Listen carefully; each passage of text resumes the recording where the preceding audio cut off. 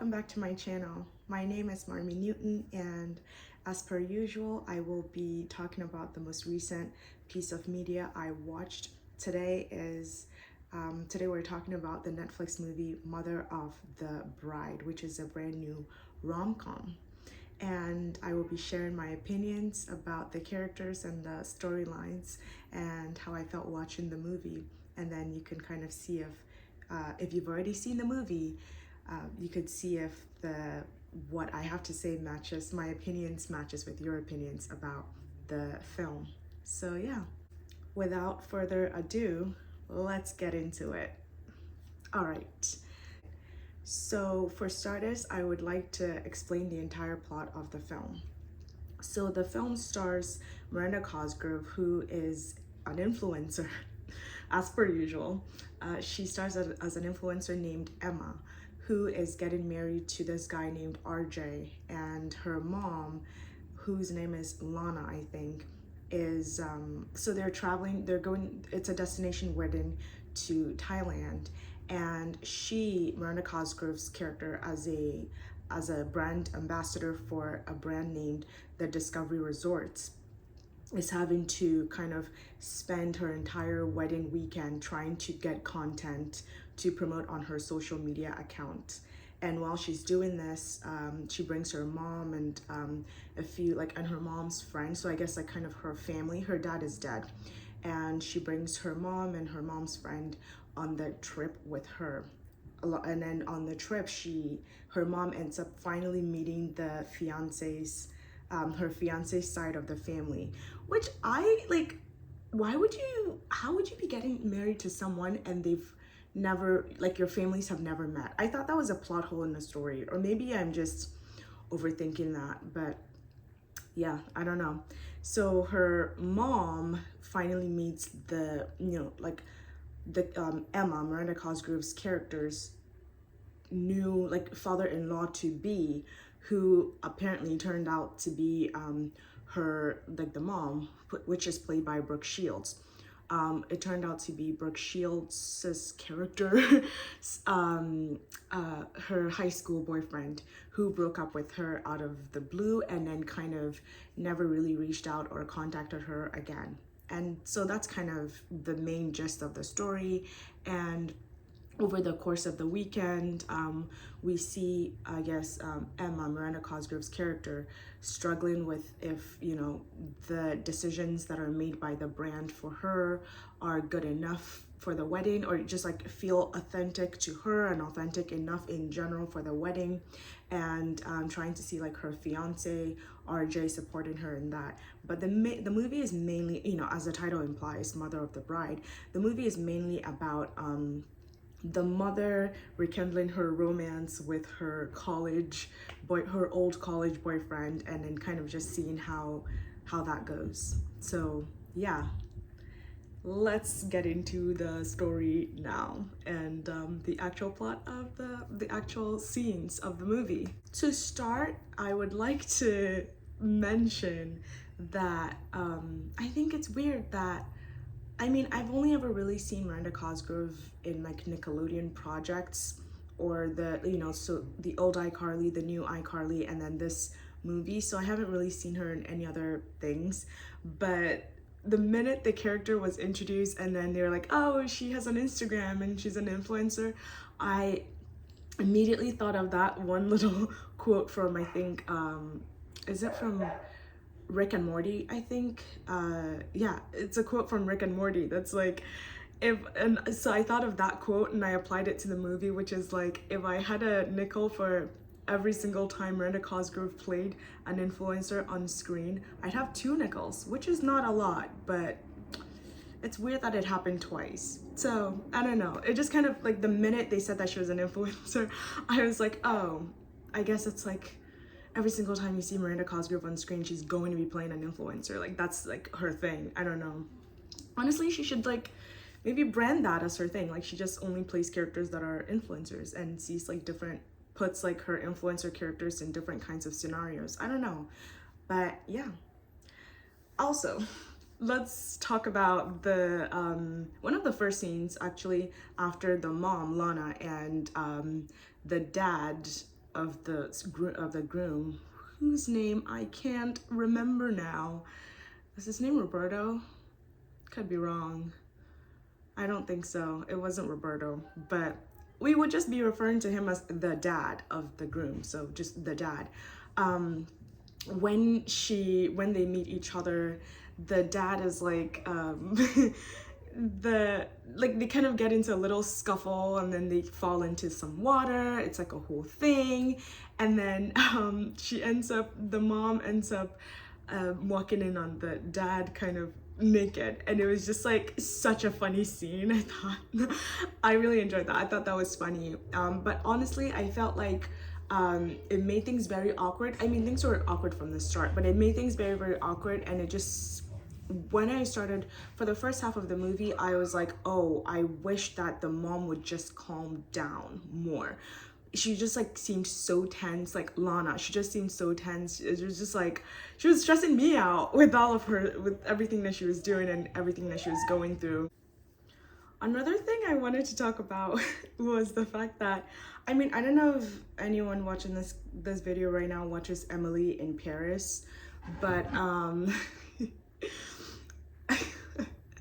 but I don't know, maybe I might be reading too much into this, but there's a line in the movie about an influencer named, I think, Emily Cutts, yeah, Emily Cutts or something, and they're like, oh, she ruins weddings, she's like, you know, the worst, she ruins weddings. I don't know if that was a jab at Emily in Paris, but that was random. That was super random for them to include that in the movie. But yeah, you let me know if any of you guys noticed that.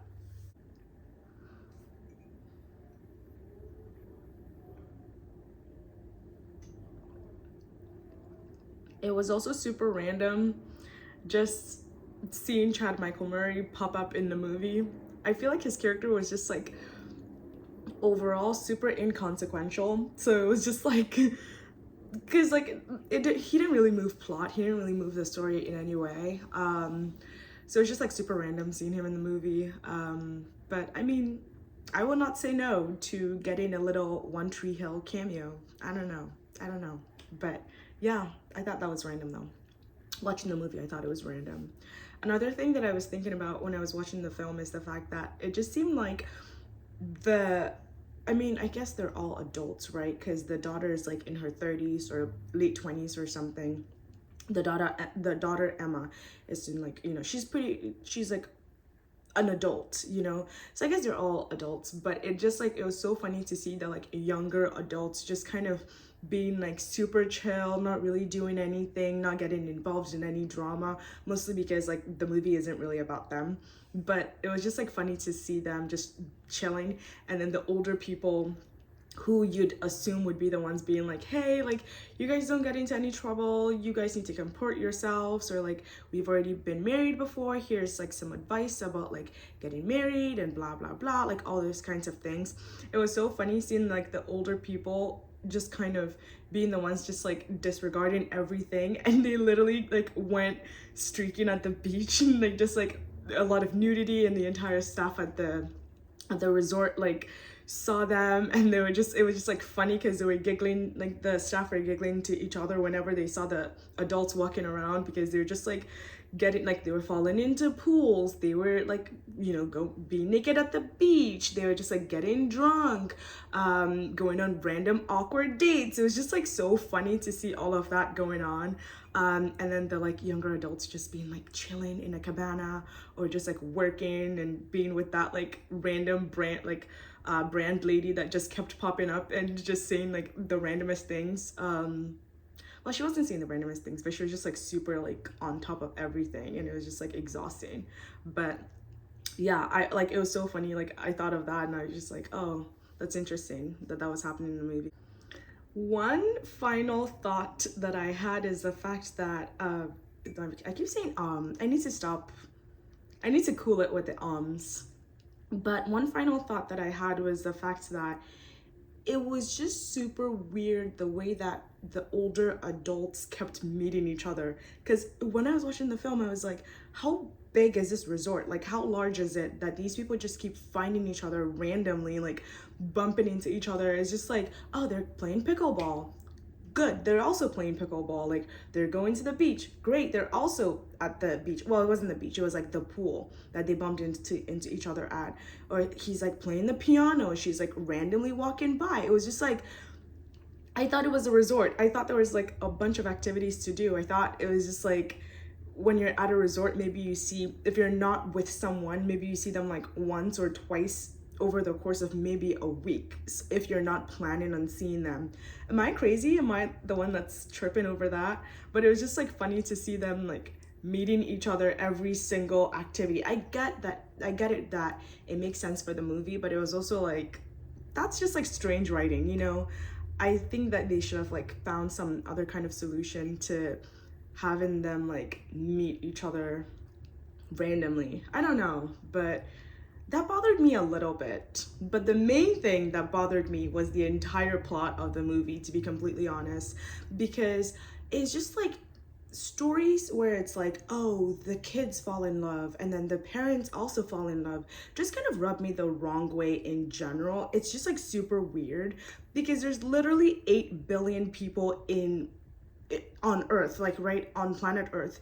Why do you need to marry the dad of your kid, like the father-in-law of your child? You know, it's just like super weird and feels kind of incestuous. It's kind of how I felt about watching Clueless as well. It was just like, why are you dating your stepbrother? Like, that's weird. Like, of all the people on planet Earth to like find, why is it your stepbrother, right? Or like Gossip Girl. I think Gossip Girl, they kind of addressed that. It was like, why is Lily dating Rufus when Serena is also dating Dan? It's just like, it rubs me the wrong way.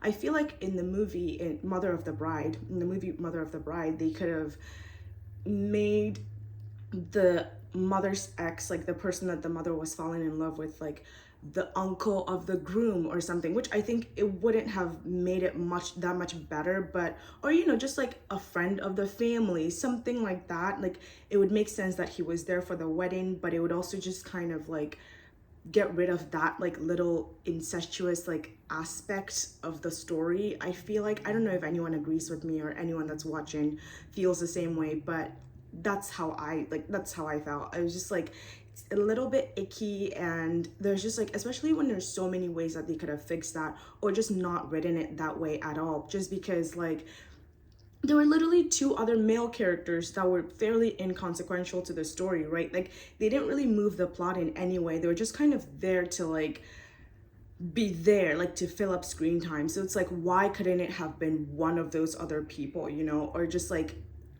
whatever, I don't know. But it was just like, why must it be like the dad of the groom? That's how I felt. But yeah, overall, I thought that the movie was a good time if you're looking to kill some time.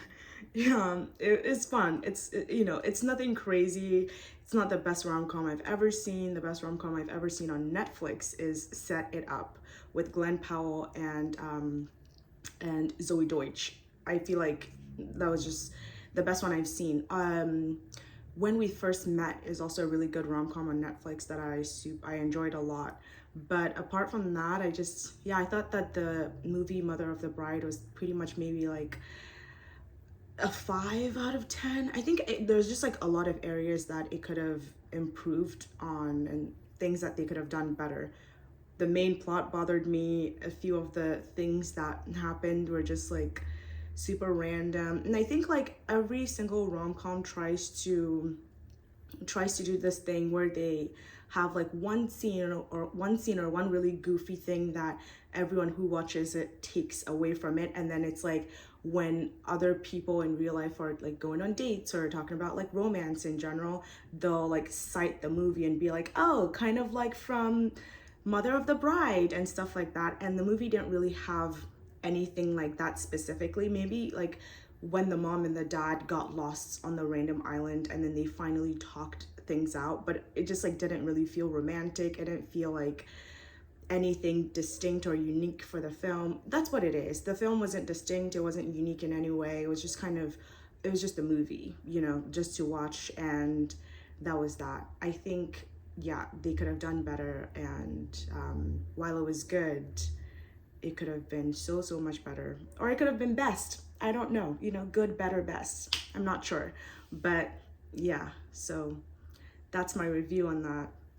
It's so funny because right after I watched Mother of the Bride, I saw Anyone But You, which is not a Netflix film, but it's on Netflix now, and I saw it on there, and I've got some thoughts about that as well. So if you want to hear my thoughts about that as well, stay tuned for that video. But apart from that, this is the end of this video. Feel free to like the video and subscribe. It would really help out a brand new YouTube channel that's just trying to get started. If you have any suggestions, questions, concerns, anything you'd like to talk about, feel free to leave a comment down below. And on that note, thank you for watching.